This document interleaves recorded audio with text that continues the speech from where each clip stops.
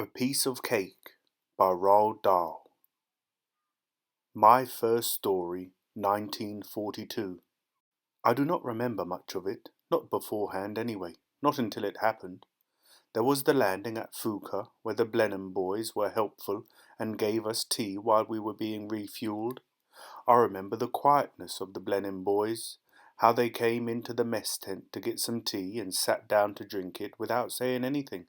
How they got up and went out when they had finished drinking, and still they did not say anything, and I knew that each one was holding himself together, because the going was not very good right then. They were having to go out too often, and there were no replacements coming along. We thanked them for the tea and went out to see if they had finished refueling our gladiators. I remember that there was a wind blowing which made the windsock stand out straight like a signpost, and the sand was blowing up around our legs and making a rustling noise as it swished against the tents, and the tents flapped in the wind so that they were like canvas men clapping their hands. "Bomber boys unhappy?" Peter said. "Not unhappy," I answered. "Well, they're browned off." "No, they've had it, that's all, but they'll keep going. You can see they're trying to keep going." Our two old gladiators were standing beside each other in the sand, and the airmen in their khaki shirts and shorts seemed still to be busy with refueling. I was wearing a thin white cotton flying suit, and Peter had on a blue one. It wasn't necessary to fly with anything warmer. Peter said, "How far away is it?" 21 miles beyond Charing Cross," I answered, "on the right side of the road." Charing Cross was where the desert road branched north to Mersa Matruh. The Italian army was outside Mersa, and they were doing pretty well. It was about the only time, so far as I know, that the Italians have done pretty well.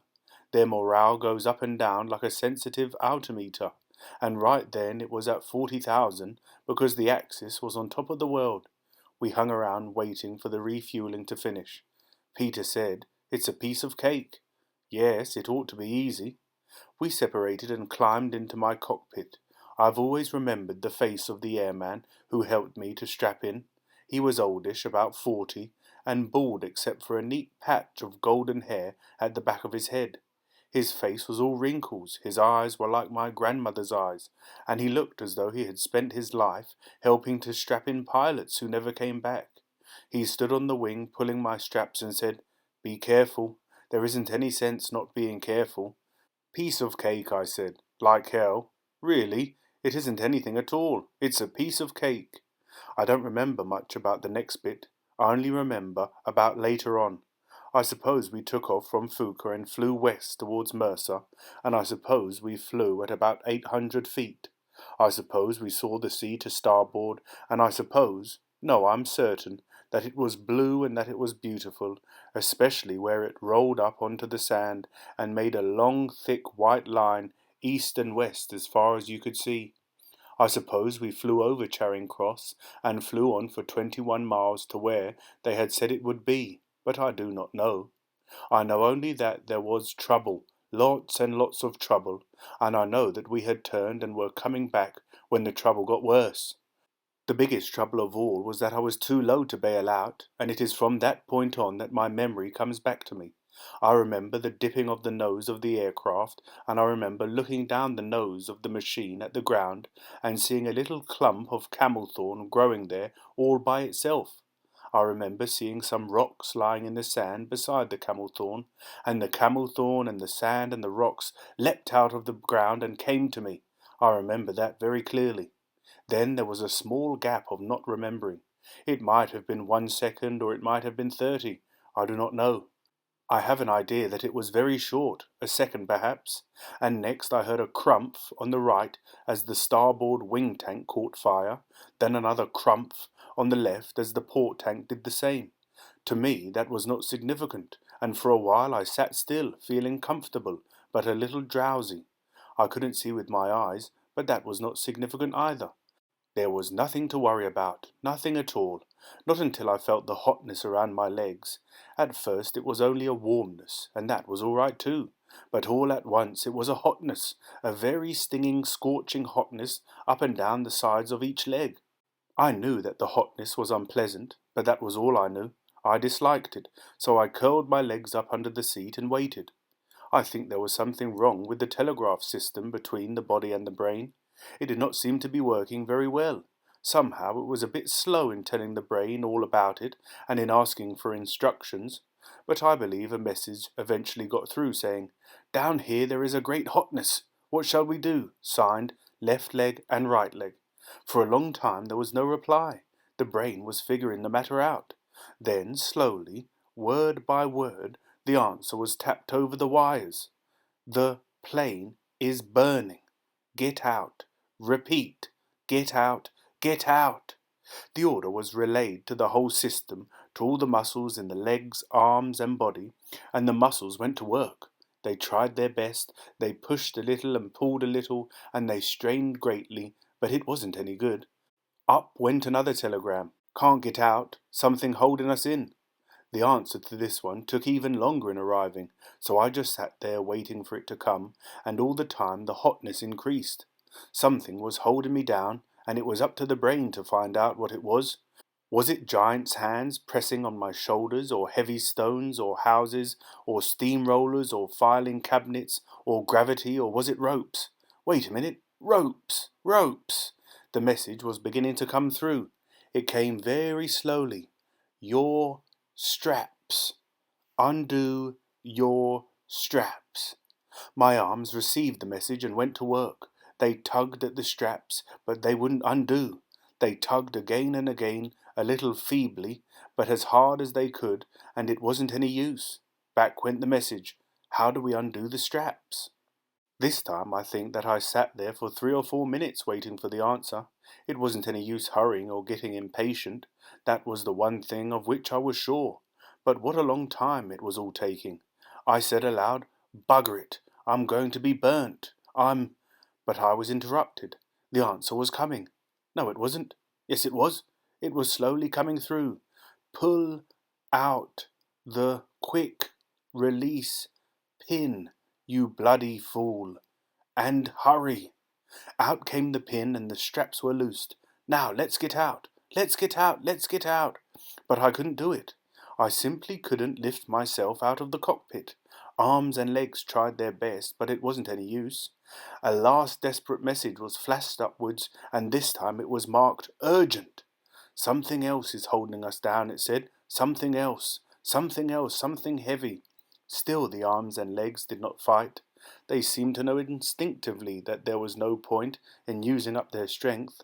They stayed quiet and waited for the answer, and oh, what a time it took! 20, 30, 40 hot seconds. None of them really white hot yet, no sizzling of flesh or smell of burning meat, but that would come any moment now, because those old gladiators aren't made of stressed steel like a hurricane or a spit. They have taut canvas wings, covered with magnificently inflammable dope, and underneath there are hundreds of small thin sticks, the kind you put under the logs for kindling, only these are drier and thinner. If a clever man said, "I'm going to build a big thing that will burn better and quicker than anything else in the world," and if he applied himself diligently to this task, he would probably finish up by building something very like a gladiator. I sat, still waiting. Then suddenly the reply, beautiful in its briefness, but at the same time explaining everything. "Your parachute. Turn the buckle." I turned the buckle, released the parachute harness, and with some effort hoisted myself up and tumbled over the side of the cockpit. Something seemed to be burning, so I rolled about a bit in the sand, then crawled away from the fire on all fours and lay down. I heard some of my machine gun ammunition going off in the heat, and I heard some bullets thumping into the sand nearby. I did not worry about them. I merely heard them. Things were beginning to hurt. My face hurt most. There was something wrong with my face. Something had happened to it. Slowly I put up a hand to feel it. It was sticky. My nose didn't seem to be there. I tried to feel my teeth, but I cannot remember whether I came to any conclusion about them. I think I dozed off. All of a sudden there was Peter. I heard his voice, and I heard him dancing around and yelling like a madman and shaking my hand and saying, "Jesus, I thought you were still inside. I came down 1/2 mile away and ran like hell. Are you all right?" I said, "Peter, what has happened to my nose?" I heard him striking a match in the dark. The night comes quickly in the desert. There was a pause. It actually doesn't seem to be there very much, he said. Does it hurt? Don't be a bloody fool, of course it hurts. He said he was going back to his machine to get some morphia out of his emergency pack, but he came back again soon, saying he couldn't find his aircraft in the dark. Peter, I said, I can't see anything. It's night, he answered. I can't see either. It was cold now.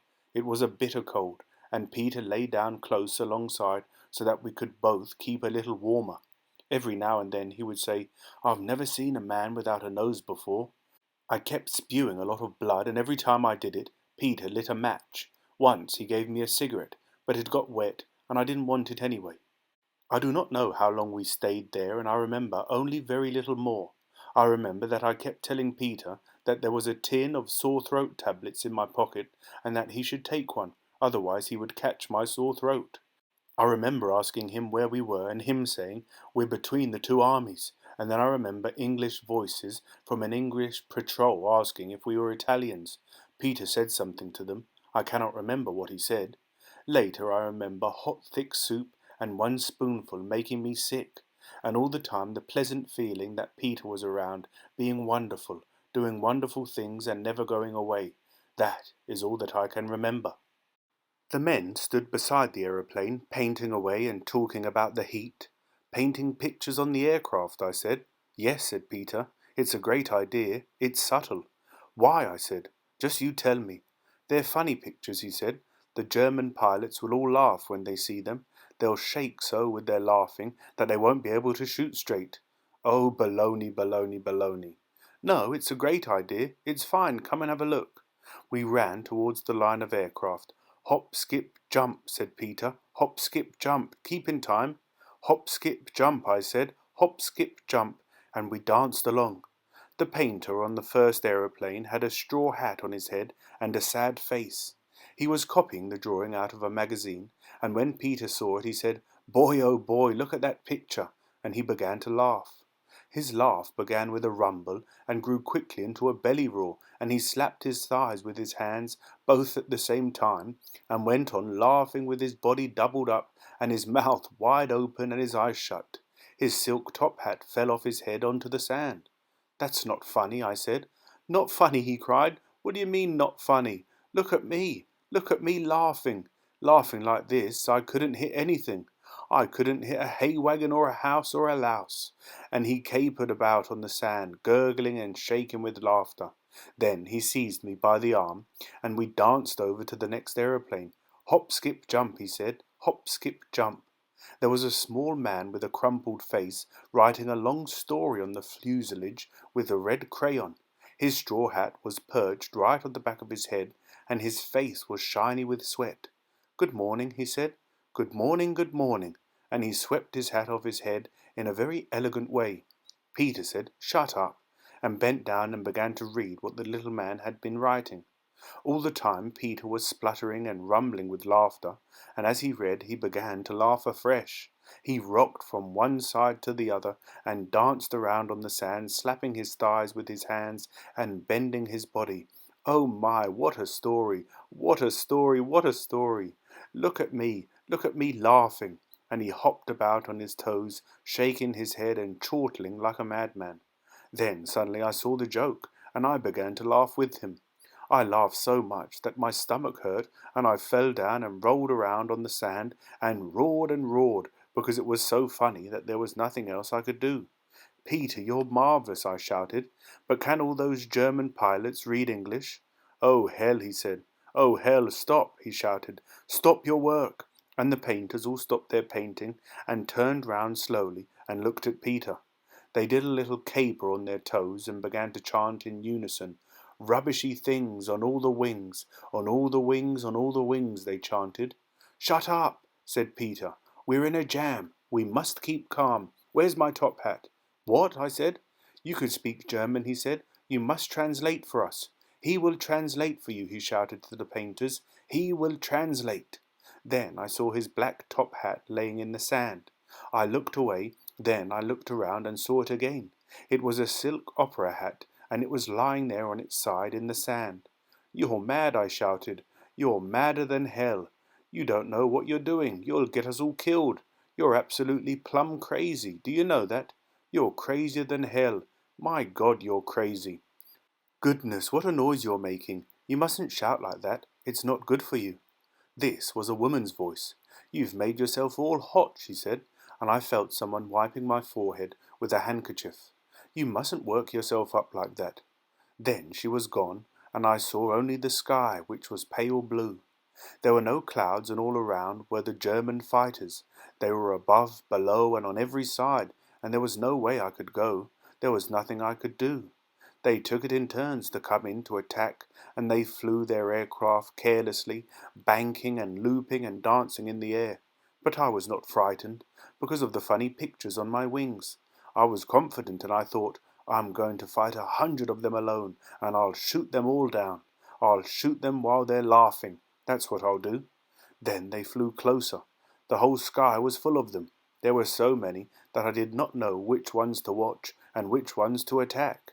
There were so many that they made a black curtain over the sky, and only here and there could I see a little of the blue showing through. But there was enough to patch a Dutchman's trousers, which was all that mattered. So long as there was enough to do that, then everything was all right. Still they flew closer. They came nearer and nearer, right up in front of my face, so that I saw only the black crosses, which stood out brightly against the colour of the Messerschmitts and against the blue of the sky. And as I turned my head quickly from one side to the other, I saw more aircraft and more crosses, and then I saw nothing but the arms of the crosses and the blue of the sky. The arms had hands, and they joined together and made a circle and danced around my gladiator, while the engines of the Messerschmitts sang joyfully in a deep voice. They were playing oranges and lemons, and every now and then two would detach themselves and come out into the middle of the floor and make an attack, and I knew then that it was oranges and lemons. They banked and swerved and danced upon their toes, and they leant against the air, first to one side, then to the other. Oranges and lemons, said the bells of St. Clement's, sang the engines. But I was still confident. I could dance better than they, and I had a better partner. She was the most beautiful girl in the world. I looked down and saw the curve of her neck, and the gentle slope of her pale shoulders, and I saw her slender arms, eager and outstretched. Suddenly I saw some bullet holes in my starboard wing, and I got angry and scared both at the same time. But mostly I got angry. Then I got confident and said, the German who did that had no sense of humour. There's always one man in a party who has no sense of humour. But there's nothing to worry about. There's nothing at all to worry about. Then I saw more bullet holes and I got scared. I slid back the hood of the cockpit and I stood up and shouted, You fools! Look at my funny pictures. Look at the one on my tail. Look at the story on my fuselage. Please look at the story on my fuselage. But they kept on coming. They tripped into the middle of the floor in twos, shooting at me as they came, and the engines of the Messerschmitts sang loudly. When will you pay me? Said the bells of Old Bailey, sang the engines, and as they sang the black crosses danced and swayed to the rhythm of the music. There were more holes in my wings, in the engine cowling and in the cockpit.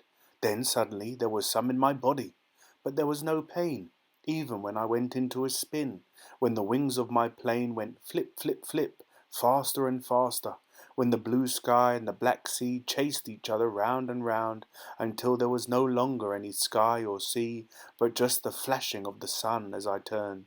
But the black crosses were following me down, still dancing and still holding hands, and I could still hear the singing of their engines. Here comes a candle to light you to bed. Here comes a chopper to chop off your head, sang the engines. Still the wings went, flip, flip, flip, flip, and there was neither sky nor sea around me, but only the sun. Then there was only the sea. I could see it below me, and I could see the white horses, and I said to myself, those are white horses riding a rough sea. I knew then that my brain was going well, because of the white horses and because of the sea. I knew that there was not much time, because the sea and the white horses were nearer. The white horses were bigger, and the sea was like a sea and like water, not like a smooth place. Then there was only one white horse, rushing forward madly with his bit in his teeth, foaming at the mouth, scattering the spray with his hooves and arching his neck as he ran. He galloped on madly over the sea, riderless and uncontrollable, and I could tell that we were going to crash. After that it was warmer, and there were no black crosses, and there was no sky, but it was only warm because it was not hot and it was not cold. I was sitting in a great red chair made of velvet, and it was evening. There was a wind blowing from behind. "Where am I?" said. "You are missing. You are missing, believed killed." "Then I must tell my mother." "You can't. You can't use that phone." "Why not?" "It only goes to God." "What did you say I was?" "Missing, believed killed." "That's not true. It's a lie. It's a lousy lie because here I am and I'm not missing. You're just trying to frighten me, and you won't succeed. You won't succeed, I tell you, because I know it's a lie and I'm going back to my squadron. You can't stop me because I'll just go. I'm going, you see. I'm going." I got up from the red chair and began to run. "Let me see those X-rays again, nurse." "They're here, doctor." This was the woman's voice again, and now it came closer. "You have been making a noise tonight, haven't you? Let me straighten your pillow for you. You're pushing it on the floor." The voice was close, and it was very soft and nice. "Am I missing?" "No, of course not. You're fine." "They said I was missing." "Don't be silly. You're fine." Oh, everyone's silly, silly, silly. But it was a lovely day, and I did not want to run, but I couldn't stop.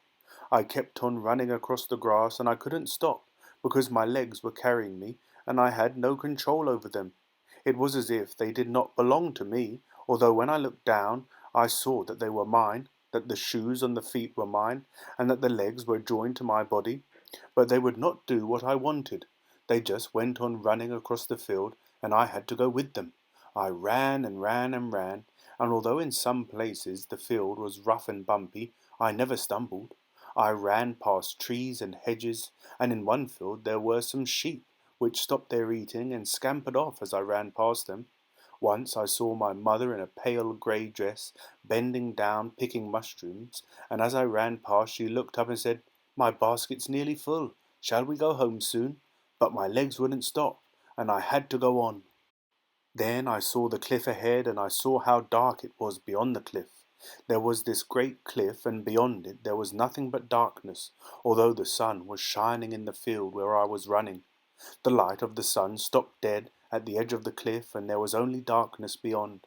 That must be where the night begins, I thought, and once more I tried to stop, but it was not any good. My legs began to go faster towards the cliff, and they began to take longer strides, and I reached down with my hand and tried to stop them by clutching the cloth of my trousers, but it did not work. Then I tried to fall down, but my legs were nimble, and each time I threw myself I landed on my toes and went on running. Now the cliff and the darkness were much nearer, and I could see that unless I stopped quickly I should go over the edge. Once more I tried to throw myself to the ground, and once more I landed on my toes and went on running. I was going fast as I came to the edge, and I went straight on over it into the darkness and began to fall. At first it was not quite dark.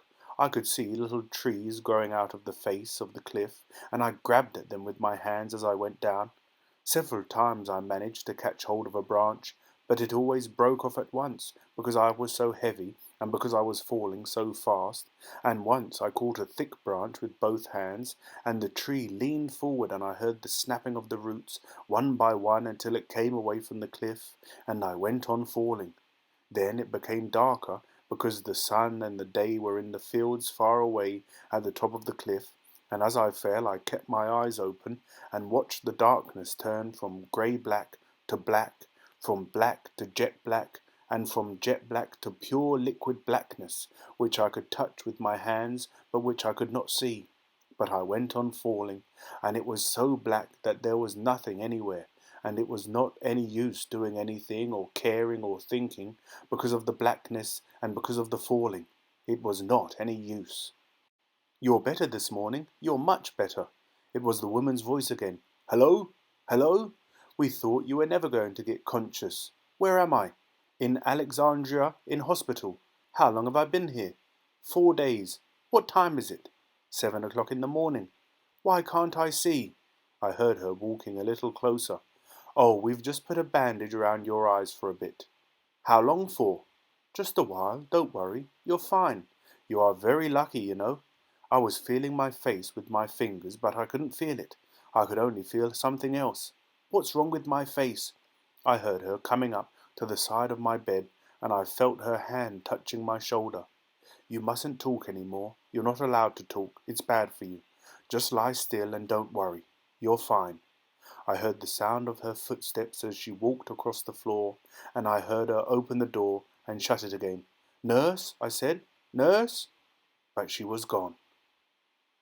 The end.